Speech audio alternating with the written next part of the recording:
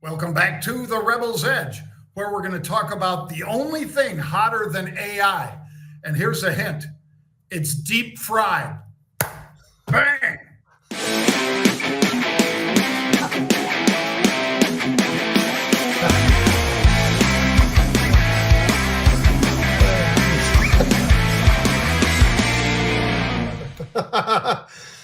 I like the tease as much as I like that snapper, and I love them both. Well, we are going to be talking about donuts, Pete. That would be one of the things that's deep fried. There are a couple people on TV that might be deep fried fans, but we'll save that for another day. Welcome back to The Rebel's Edge. He is Pete Najarian. I'm Jon Najarian. Pete has a show, by the way, every Sunday called The Rebel's Edge Sports. No, just kidding. It's called The Sports Huddle. Yeah. And it's on WCCO AM 830, and it's on worldwide on the Odyssey app. Mm-hmm. So you can listen to it on WCCO or you can listen to it on the Odyssey app. And so when we get to the end of each segment on The Rebel's Edge, we do always finish up with sports. And a lot of times that's either a preview or perhaps even a further discussion of what Pete was talking about on Sunday. Yep. So with that said, Pete, let's dive into Macro Minute. Let's do it. Macro Minute today, folks, is going to be this chart, kind of tells the story. And this chart is insider selling in tech stocks. So when you look at that, you say, wow, it's really accelerated in the last few months. Yeah, as AI and everything else has been accelerating to the upside, the insiders are saying, yours.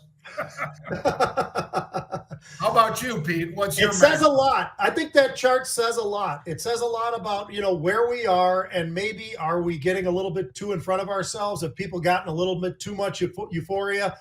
I don't know, but it certainly does say something about what's going on when you've got that much selling, John. I'm going to just throw out there, we talk about energy. I'm going to say that crude getting pretty daggone sticky up there, up above 80, anywhere between 80 and 82.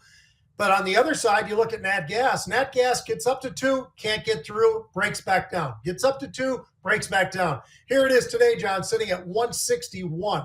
So it just shows you a little bit of the difference of what's going on around this world, how people are positioning themselves. And certainly crude on this rip to the upside is affecting just about everything, because so much of it goes into just about everything. But a lot of what we're talking about here is, of course, gasoline prices that are going up, up, up, up, up. Yeah. And as Pete mentioned, folks, we do talk about futures on the program, and we usually call that Fantastic Futures. Fantastic Futures. And Fantastic Futures, Pete, I'm going to say crude oil, which has been holding over $80 to the barrel. I think 33 gallons to the barrel, something like that, Pete. Maybe it's 34, but it's been over 80 for a solid week now. And we're pushing 82 again. We are through 82. And yesterday we got close to 83. That means your price at the pump's going up, folks. So anybody long crude contracts is a happy camper. Anybody paying at the pump ain't real happy. Yep. Ain't that the truth? Well, I'm going to jump onto the volatility, John. And the reason I'm going there is we've talked about the range that it's been within, and it's somewhere, call it between 13, maybe gets up to 16 or thereabouts, something close to that. We broke through 13 today. Now we're at the lowest levels, give or take, near the lowest levels of the past year, give or take. So I think it's something to take note with the fact that we've got a short week. Here we are in the 12s. And I would just say, keep an eye on that volatility. It gives you a lot of different tells, but it also gives you opportunity because things have gotten a little bit cheaper based upon implied volatilities coming down along with the volatility index itself. Well, I think when we look at volatility and we look at crude oil, Pete, they're both going to be impacted by, how much consumers can really continue to take. Mm-hmm. And if consumers start cutting back, that's going to move volatility up. Why? because so much of the economy is driven by consumers. It's a little over 70%. And you're smart to keep an eye on it and foolish to not keep an eye on it. All right, let's talk about donuts, Pete, in particular DNUT, which would be Krispy Kreme. And what did Krispy Kreme do? Is it that they increased their dividend, Pete, to 3.5 cents? No, that doesn't cause the stock to go up by, 30+% in a day. No, the big news, of course, and it's up 31% right now. The big news is that Krispy Kreme has partnered with McDonald's, and they're going to be delivering Krispy Kreme donuts to McDonald's. Well, how many donuts can they deliver? I don't think they can deliver enough, quite frankly, Pete. French fries are the top-selling item at McDonald's, and they do 3.2 billion pounds per year of potatoes, 9 million pounds of French fries a day. So you can imagine something like a donut being available from Krispy Kreme at McDonald's. That's why the stock's up 30%. I think what's happening is the folks at McDonald's looked around and said, hey, look, we're not getting America fat enough already. Let's start pumping them with donuts. I mean, we've already got them going with the fries and the burgers. So what the hell? Why not? Let's throw in these donuts. And by the way, when you're all done with that, maybe you go down to Viking Therapeutic and you figure something out. But anyway, John, I think it's really interesting to see what's going on.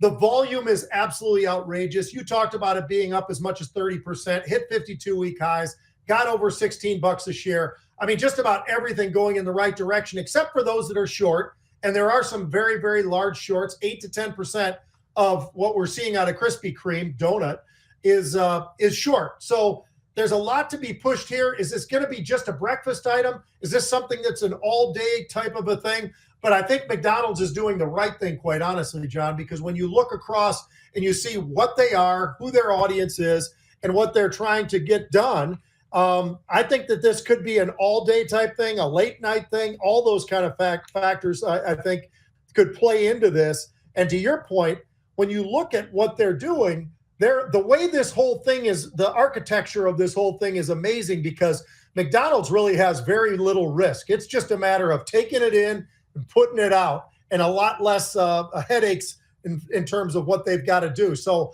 I like what we're seeing here for McDonald's a lot. I also like it, of course, for Krispy Kreme. It's why it's popped the way it is.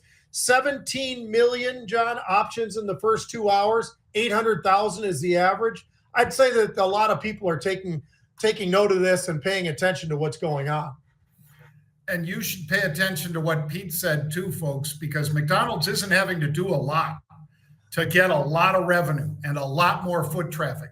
I mean, it's the closest thing to having a food giveaway, Pete, because, you know, anything that brings people in more often to any fast food is something that they would all consider. And McDonald's, this is a home run for them. I mentioned how many fries per day. This could even overtake French fries, Pete. Wow. Honestly, it could.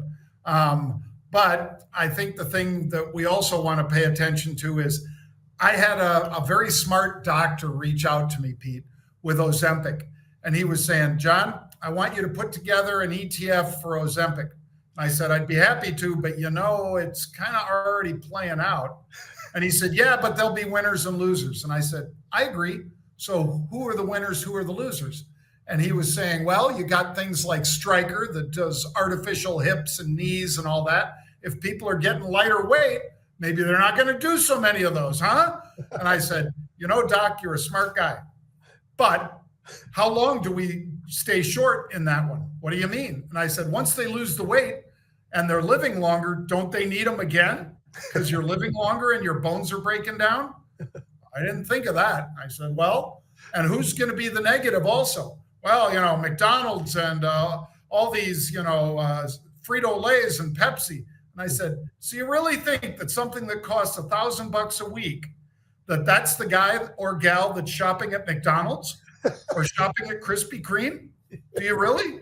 Because I don't think so. Even if you're on the best insurance and you're only paying $50 a week, that's $50 a week that these guys don't have, or they wouldn't be eating at McDonald's or Krispy Kreme every day. Now, that's not me saying people are stupid that do that.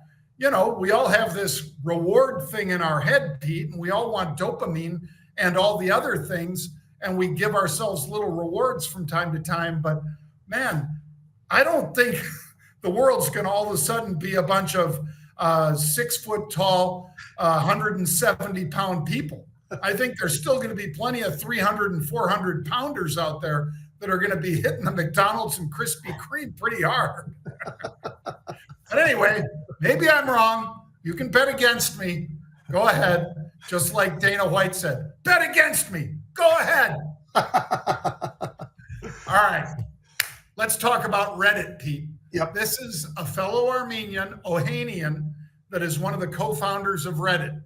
And as Jared Winkleman has told us, Reddit made some pretty significant changes that kind of upset a lot of people when they were getting ready to do this IPO. Well, the IPO has gone spectacularly well, but that's not because of what they did. The IPO was priced at 34. It first traded at 47 and now zoomed to the upside. It continues to go up, even though it was up 30% yesterday, Pete. So even if they pissed off a lot of the real active users of Reddit, nonetheless, it's still doing really well in the stock market, which is different than the user side.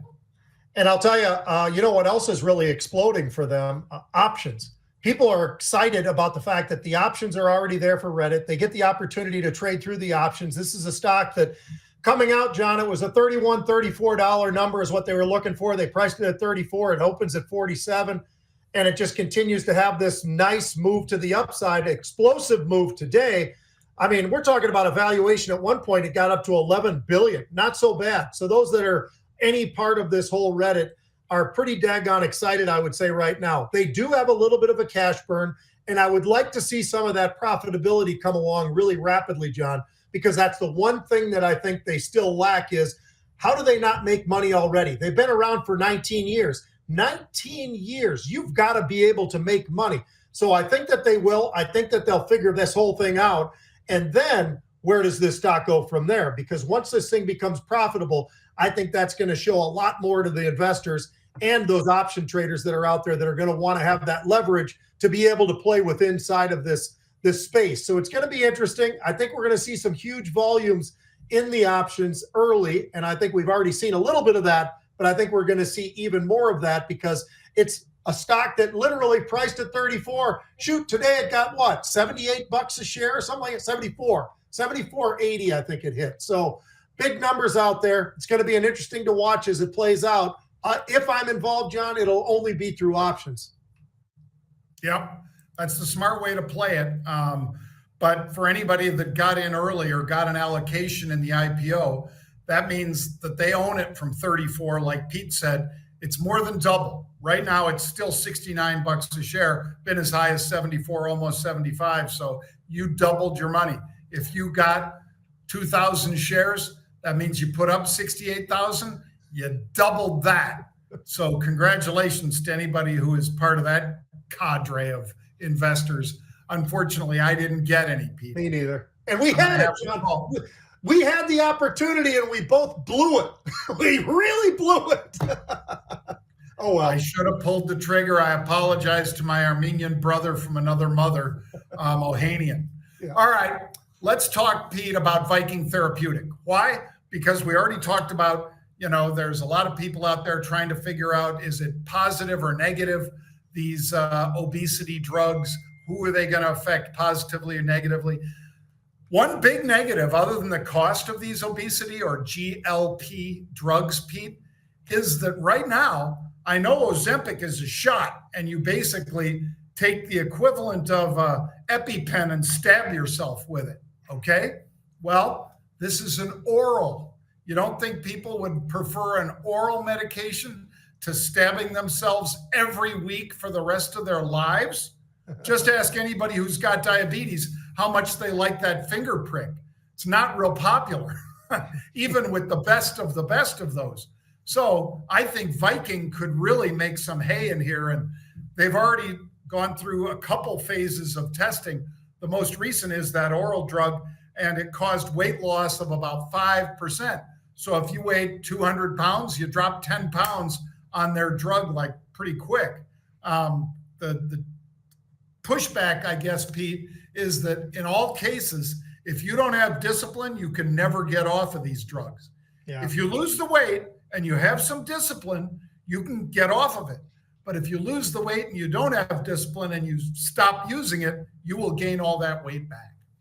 So it jumps up about 15% today. We know who their competition is, Novo and Lilly. Those are the two biggest, but everybody's going to be going after this because everybody sees the results of, hey, look what's going on over here. Now with Viking Therapeutic, the one issue that I do have, John, is they've only got 4 stocks right now in the pipeline, 2 of which are involved that are now into phase 2. The other 2 are in phase 1. That to me is great, but it's also a little bit of a problem because it's a long ways before they get to the point where this is absolutely at the approval process and everything else. So this is something out into the future. You never know what can happen. So this is not just a layup. This isn't one of these things where you just suddenly say, hey, no matter what, these guys are going to be great. Maybe they're not. Maybe when they go through the process as phase 3 and maybe look for the approval afterwards, maybe they don't get it. That's always a possibility because we've seen this time and time again. This is early stage. Now, I think that it's really interesting what you just said about the oral versus the jab. I think that is a big difference. I think that's kind of a game changer. And it's something that definitely I think you could put a feather in your cap when you're talking about Viking. But they're not there yet. It's going to be pretty interesting. The shorts are there, and the shorts are feeling it, John. For whatever ridiculous reason, guys are out there. 12 to 14% of the shares are shorted at this point in time, which tells me that there's a lot of foolish people out there that are gambling against this thing right now. I think that there's a possibility over the next couple of months as we get closer and closer to the next couple of phases and so forth. I think that's going to be what really is going to be telling, and it's going to be very interesting. But for right now, I think these shorts have it on the wrong side, and they are definitely in trouble. And this is a stock that on a single day easily can go up 10, 15% on any positive news that they release. Yeah, it's these GLP drugs, and Pete said it, folks. You know, Novo Nordisk, NVO, one of the top and the first, that's their brand, Ozempic. The others that are out there, like Lilly and so forth, there's other folks out there with competing drugs that were initially designed for diabetes treatment. And this one, though, is just, I think, one of the better bets in the short term, because when they get approval, which I think is imminent, Pete, now granted, that doesn't mean tomorrow or next week or next month, but when they get approval of an oral treatment versus a shot, I think that's a big winner. All right, now, Pete, let's dive into DJT. And yeah, it's the initials of the former president. And take a wild guess, Pete, not that you'd know, but take a wild guess how many shares President Trump owns of his own company with his own name, Truth Social, and DJT as the stock symbol. Take a guess. If I had to throw out a number, I'd say he owns, just to throw it out there, how about 40%? I don't know. 60. 60? 60%. He owns 79 million shares, Pete. So at the valuation at current trading levels, that's $5 billion with a B. Not bad. $5 billion. This is a merger, of course. Truth Social, that's Donald Trump's company, merged with DWAC, which is a special purpose acquisition vehicle, a SPAC, if you will. And they have completed their merger now, de-SPAC'd and all that, if you will. So, wow, a $5 billion valuation. This goes down, Pete, as one of the most successful SPACs. Because remember when we were talking about them all the time, Pete? Every day there'd be a different SPAC. And, you know, that crazy guy out in California, the Facebook guy, not Zuckerberg, but his marketing guy. It's not Peter Thiel, is it? Yeah, I forgot his name now. But doesn't matter. He never had a hit like this. This is a freaking hit because a lot of them had initial pops as SPACs. Do you know any one of them, Pete, that went from, all SPACs, by the way, price at $10. That's what they do. No matter how big it is, price is at 10. Take a look at this one today.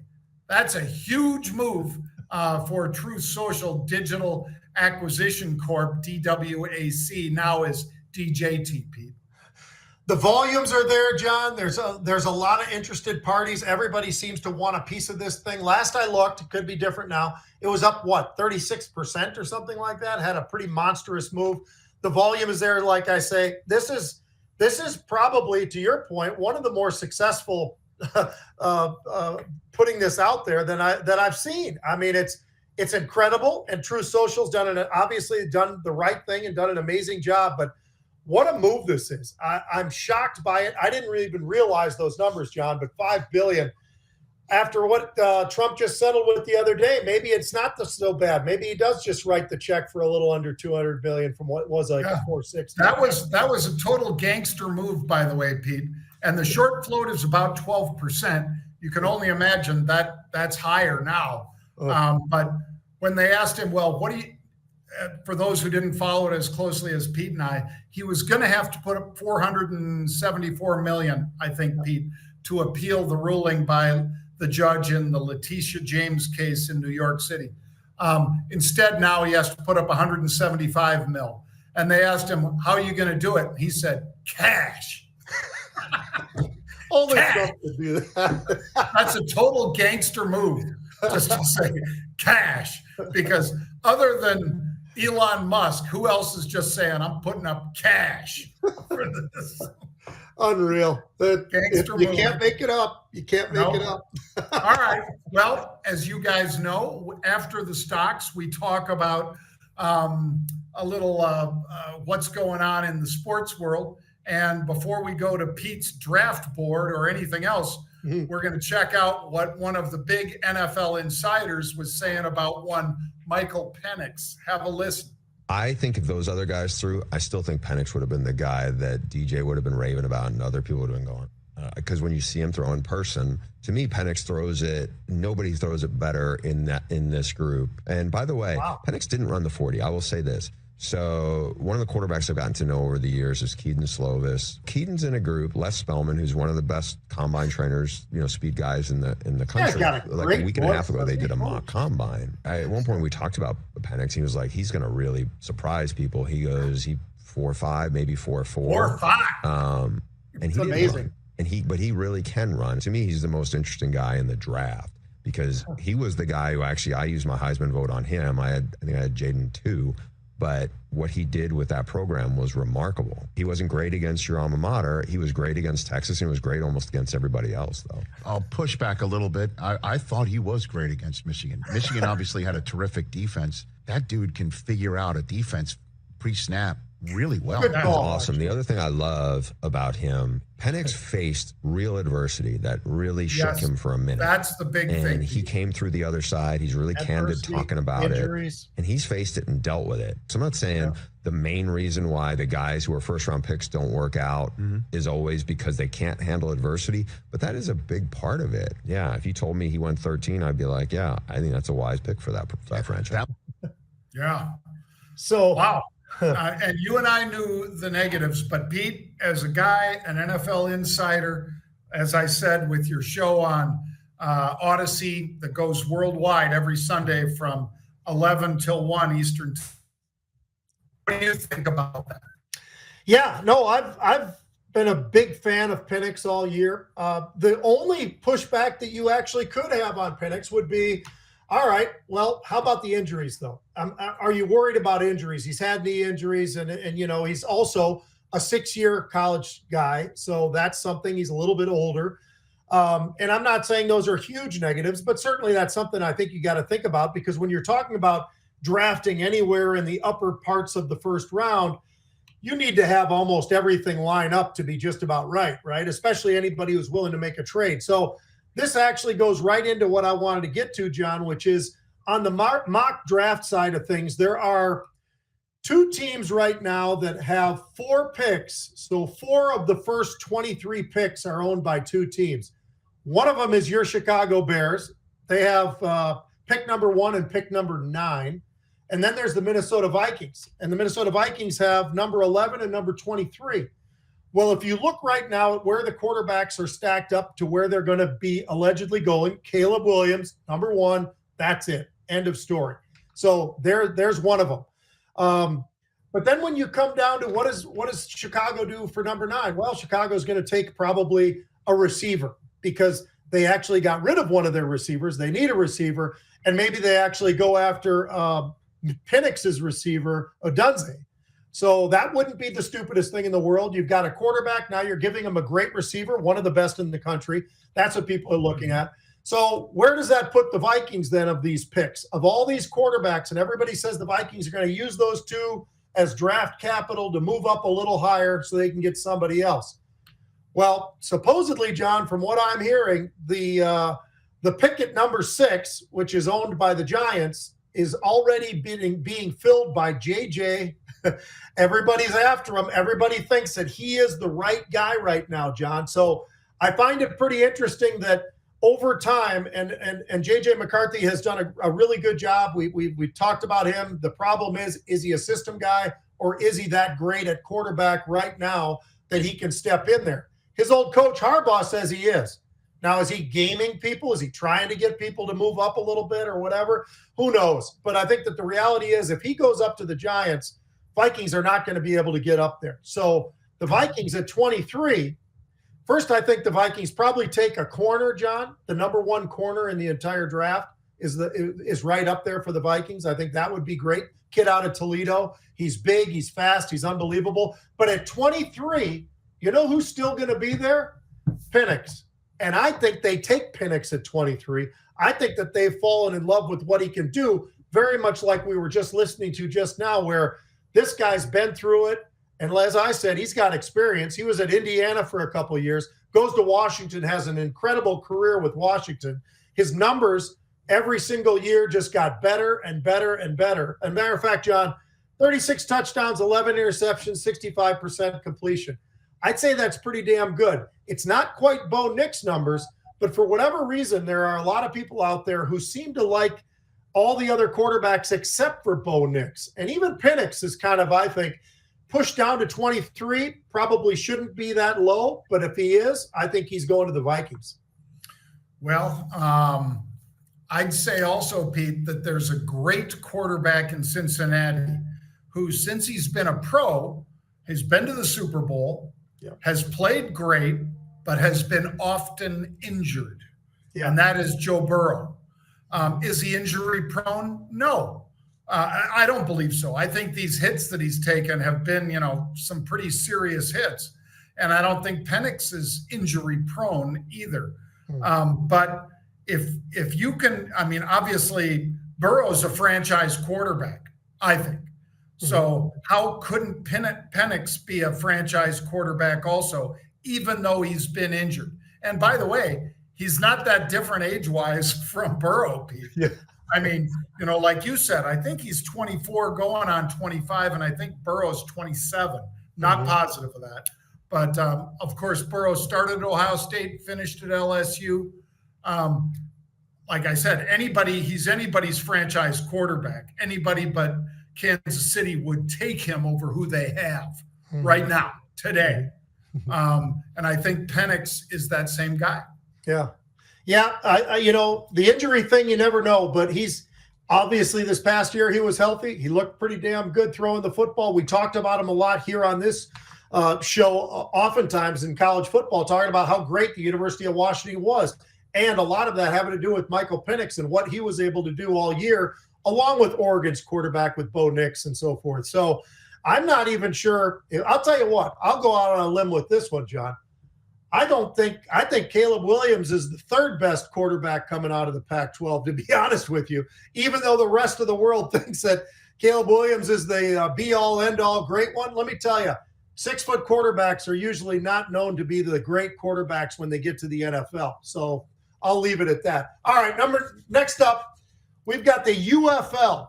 Yep, I said the UFL, the combination of the XFL and the USFL that kicks off Saturday, John. And The Rock, of course, is a huge participant in this thing. He's one of the big investors, but one of the biggest, or the biggest investor, is Fox.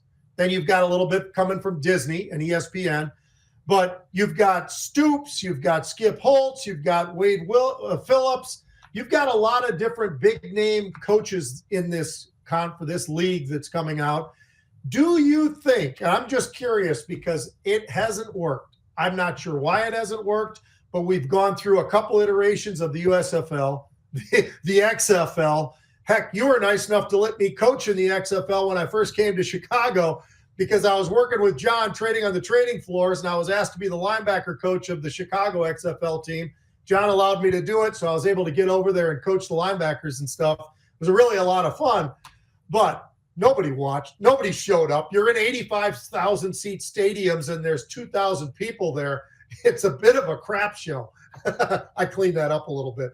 But what do you think? I mean, is this something? Is it ever going to work? And if so, what do they got to do to make you and make me interested and want to watch? Because we are football guys. We love it.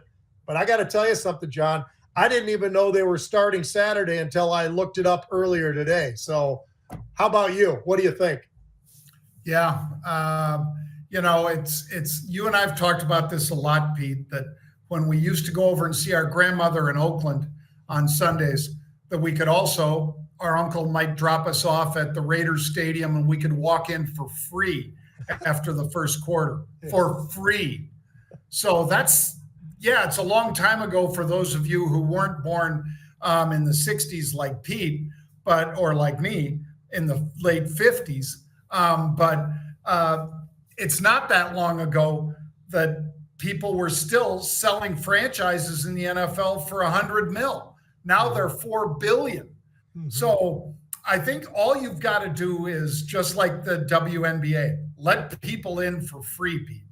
Literally $5 a ticket, $10 a ticket, whatever. Yeah, the product on the field, you're going to lose money paying those guys enough for them to continue to show up. But if you can't do that with Fox putting you on TV and all the rest, then I think you've got a real problem. And you should be able to do it. I think you could do it, but you're not going to get butts in the seats if you're trying to charge $50 a seat. You give them $5 or $10 and say, hey, you want to take your kid to a game? You know what? It's 50-cent hot dog night. Do all the things that the Savannah Bananas do, Pete. I agree. Literally, like that. Make it fun. Make it so that you're not trying to gouge everybody, for $25 or $50 to park your car at the stadium and all that kind of stuff. Free parking. Mm-hmm. Free parking, 50-cent hot dogs, a $5 ticket, and you'll get a lot of families that'll go. But if you try to get anything close to a major league of hockey, baseball, football, basketball, it won't make it. There won't be enough people in the stadium and you won't have a fan base. But if you do those other things, and again, the Savannah Bananas, for those of you who've never seen it, I'll put it up tomorrow. For those of you who've not seen the Savannah Bananas, minor league baseball team, they barely even play baseball. They just have a good time, and you can't get a seat to that game. You cannot. And they go on the road and they play like the Harlem Globetrotters now. Yep. I don't think you need to go that far, Pete, but you've got to make it affordable and fun. Yep. Do that, and I think you can survive. But if The Rock and these guys don't do that, nope, not going to survive. So the one other thing that I'll point out too, John, is they actually have competition, and people are going to say, Major League Baseball, NBA, whatever. And it's like, nope. How about arena football? One of these two is going to work, and arena ball is back. And I believe it's 8 to 10 teams, very similar to the UFL. It makes a lot of sense, that number. But I guess the curious question would be, which one of them has the better odds of actually surviving and being back for a second year and maybe a third year?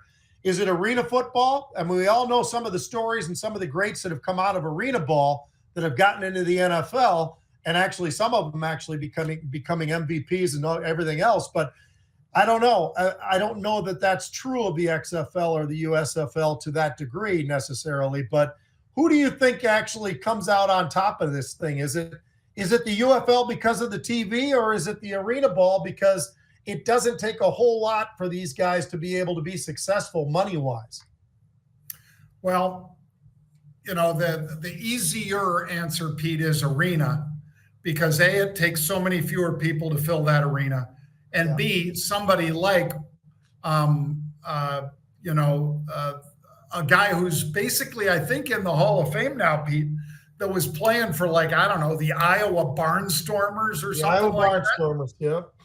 Yep. He came from the Arena League. There are people who have come from Arena to pro. Now, the bad news, of course, is it doesn't translate as directly as it could or should, because the field is so different. The rules are so different. But there are some talented players in there. And, there are teams like Orlando that have, and Tampa, I think also, Pete, that have packed their arenas for years. But yeah, you need people to come out there and see that product in the stadium in order to have this be successful. So unfortunately, they haven't been able to do it with The Rock or anybody else in stadiums. So I'd have to say arena's of those two, but I think they could both work. What I like about arena ball, John, is it kind of reminds you more of what you were talking about with the Savannah Bananas, which are, for the people who don't know it, you got to know it. It's the greatest thing ever to watch. I mean, these guys, the owners, nuts in a good way. It's fun. Everybody enjoys it. Everybody has a good time. The talent level of the players is unbelievable. But I tell you what, I think anything close to minor league, to your point, where you've got all kinds of things that are maybe gimmicky, but they work. And if you can do that, and I see it in arena football for sure, if you do that, I think you can have a lot of success. So for that reason, I do, and I agree with you. I think arena ball's got a much better shot of having success at the next level. They got smaller stadiums. They've got less kids. All the factors, I think, are more on their side than it is right now for the UFL. Yeah, I mean, it does come down to how much can you pay the players. Arena ball pays them very, very little. Embarrassingly little for the risk to their bodies being out there in that arena. But the stadiums are packed. Any of those surviving teams in arena, Pete, they fill them up. And no competing full field football has been able to compete with that. But let's see. They could both survive.